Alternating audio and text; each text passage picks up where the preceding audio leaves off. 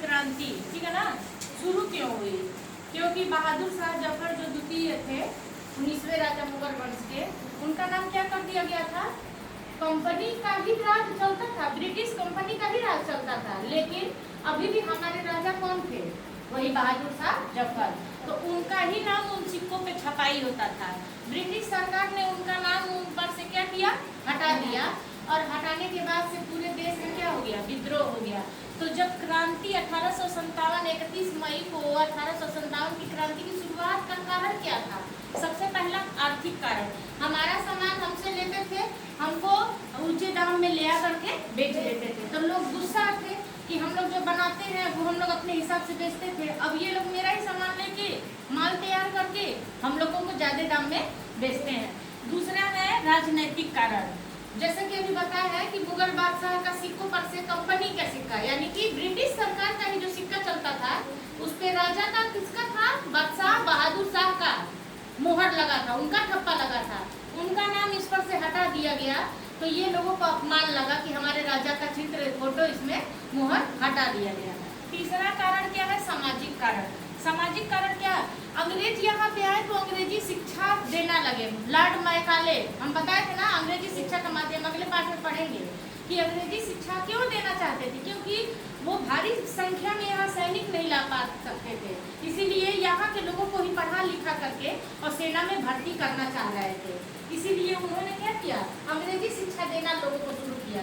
तो यहाँ के लोग संस्कृत पढ़ते थे, वैदिक संस्कृत पढ़ते थे, है ना, आश्रमों में रहते थे, उनको अंग्रेजी शिक्षा अच्छी नहीं लगी। रेलवे जब बिछाए तो उनको इसमें भी कमी लगने लगी कि अरे ये रेल बिछा के हमारे देश में ना, हमारे देश को जकड़ रहा है, क्योंकि पटरी नीचे बनती है ना, तो रेलवे को कहे लो कि ये तो भारत माता को लोहे से जकड़ रहा है, मतलब उन लोगों को मानसिकता उतनी थी नहीं ना। और रेल डाक द्वारा जो चिट्ठी आती थी तो नई चीजें यहाँ के लोग एक्सेप्ट नहीं कर पाते थे, ये भी विद्रोह का एक कारण था, ठीक है ना। और तीसरा है, चौथा, सैन्य कारण। जैसा कि अभी आप पढ़ रहे हैं कि सबसे पहले बैरकपुर बंगाल की छावनी में जो सैनिक मंगल पांडे उसका जो नेतृत्व कर रहा था, वो कारतूस चमड़ी का लगा हुआ था, उसमें गाय और सुअर का, लोग ने अफवाह फैलाया था। अब उसमें एक्चुअल में क्या था ये नहीं है, लेकिन ऐसा माना जाता है कि कारतूस जो चलाया जाता है उसमें वो चर्बी लगी रहती थी, तो सेना के जवान को दांत से खींच कर उसको फेंकना पड़ता था, बम गोला बारूद नहीं ऐसे दांत से फेंक देते हैं लोग, तो वो लोग कहते थे कि हमारा धर्म भ्रष्ट हो जाएगा। तो इससे हिंदू भी विरोधी हो गए और मुसलमान दोनों, ठीक। अब विद्रोह तो चालू हो गया, लेकिन यह विद्रोह सफल नहीं हुआ। अब इसकी विफलता का कारण क्या था? कैसे यह विफल हो गया? पूरे देश में यह सफल नहीं हुआ, लेकिन जैसे एक चिंगारी हो जाती है ना पूरे देश में फैलने के लिए, वही वो चिंगारी का काम किया। इसके बाद जब तक हम आजाद नहीं हुए तब तक लड़ाई चलती ही रही। सबसे पहला कारण क्या था?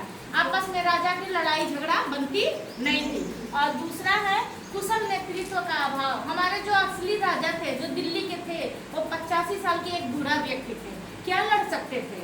हैं, इतनी बड़ी बड़ी मशीनरियाँ लगी हुई थी, मिशन के लोग लगे थे, इतने तेज तर्रार अंग्रेज थे, उनके सामने 85 साल का बूढ़ा व्यक्ति हिम्मत बस दिखाया, लेकिन जीत नहीं पाया। बेचारे को कैद कर लिया गया, रंगून भेज दिया गया जो म्यांमार में है, वहीं उनकी मृत्यु भी हो गई।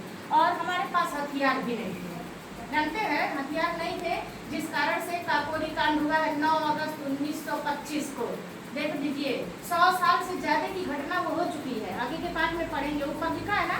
इसीलिए ये तीनों लोगों को फांसी हो गई थी। ये ट्रेन लूटे थे किस लिए?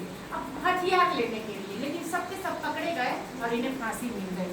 और यहाँ पे आपसी भेदभाव, जाति पात बहुत ज्यादा था, यह भी सब विफलता का ये सारा कारण है, समझ में आए ना।